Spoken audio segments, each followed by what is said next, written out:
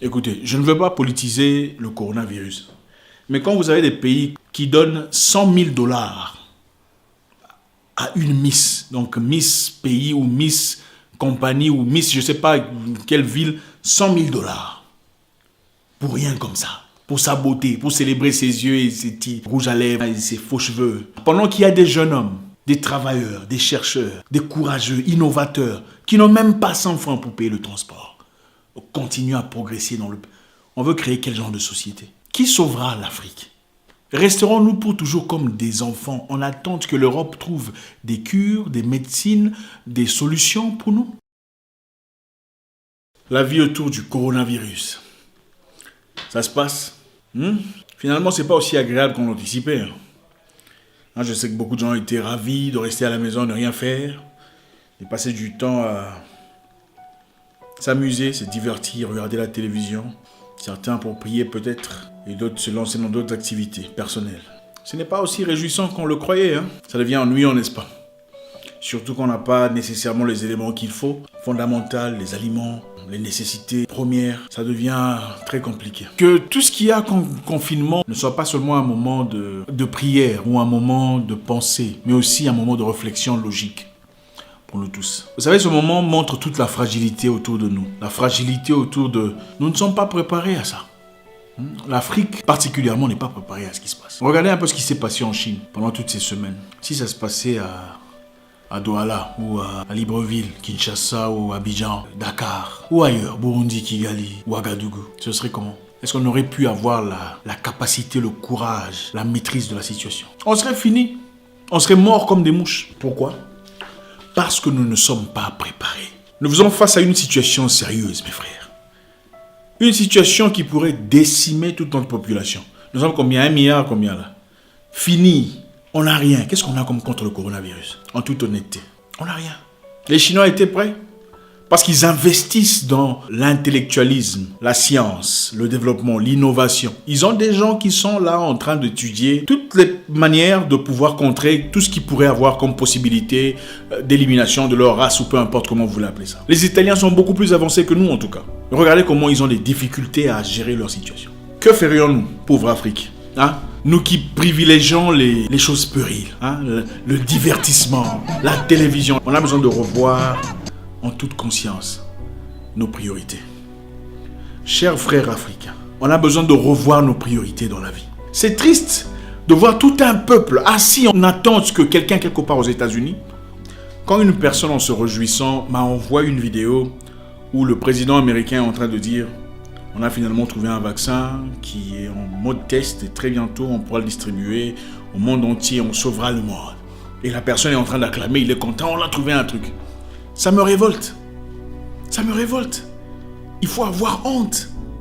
N'est-ce pas le même président qu'on accusait de racisme, de suprémacisme il n'y a pas longtemps? Le même président que vous aviez accusé de racisme et de suprémacisme veut vous présenter un vaccin et vous vous acclamez: oh bravo, il a finalement trouvé la solution pour nous.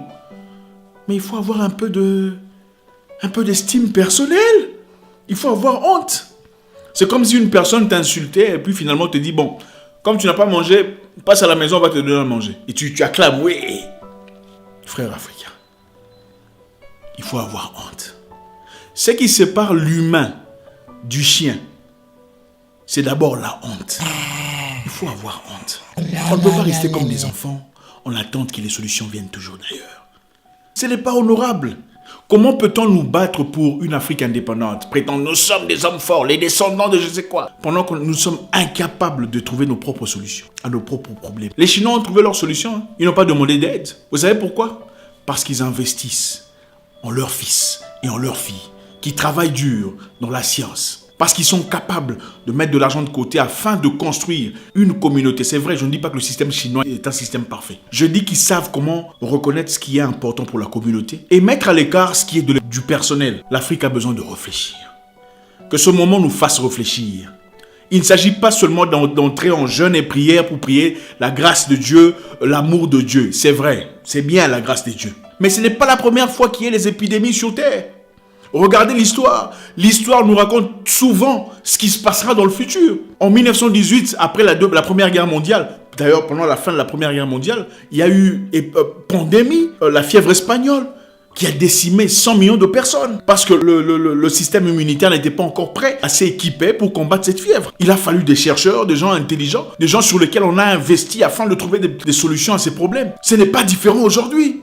Il ne s'agit pas seulement question d'entrer en jeûne de prière ou d'alarmer les gens sous prétexte que c'est le ciel qui s'ouvre ou que c'est la fin du monde, comme certains le font sur Internet. On voyait des vidéos des satanistes.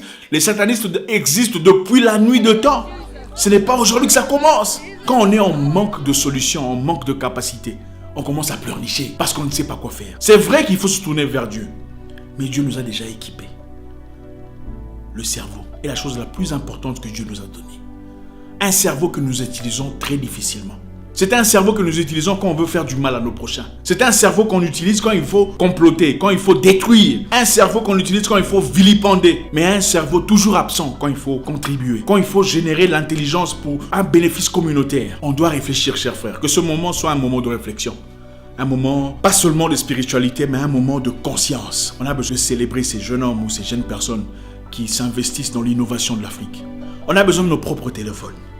Nos propres capacités de communication. Si quelqu'un venait voulant attaquer l'Afrique, nous sommes incapables de nous protéger parce que nous n'avons pas la technologie. Pourquoi n'avons-nous pas la technologie? Parce qu'on n'investit pas dans la technologie. On investit dans nos intérêts personnels. Et beaucoup d'Africains, malheureusement, à partir du moment qu'ils peuvent siroter du champagne, ils peuvent voyager en business class, le pays va bien. Il faut changer. C'est de l'égoïsme. Nous sommes maintenant confrontés au même problème. Ne sommes-nous pas? La classe haute, la première classe, la classe moyenne inexistante et même le peuple sommes tous confrontés au même problème. Qui trouvera des solutions? Nous faisons maintenant recours à Dieu dans une situation où les intelligents peuvent réfléchir.